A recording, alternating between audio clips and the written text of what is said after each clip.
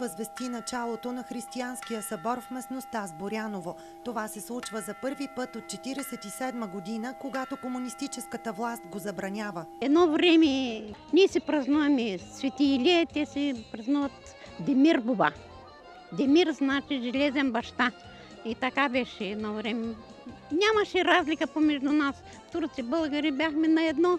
И днес хора от различни етноси изпълниха поляните до свещарската гробница. Идеята за възраждането на традицията е на дядо Стойко Боила, който мечтае да вдигне тук църква. Какъвто вятър да надуха, банатските българи ще додат, бесарабските българи ще додат, добруджанците ще ги събудим.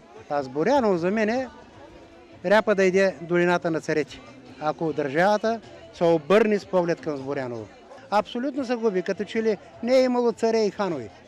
Не е имало 5-6 години манастир долу. Тук са и синовете на дядо Стойко. Това е много космополитно място. Не бих казал, че трябва да има сблъсък на интереси, но това не е място, където трябва да се прави политика. Курбан в 11 казана за 2500 души бяха приготвили организаторите. Поставили са си за цел до година тук да бъде вдигнат православен храм. За BTV новините от Разград, Илияна Георгиева.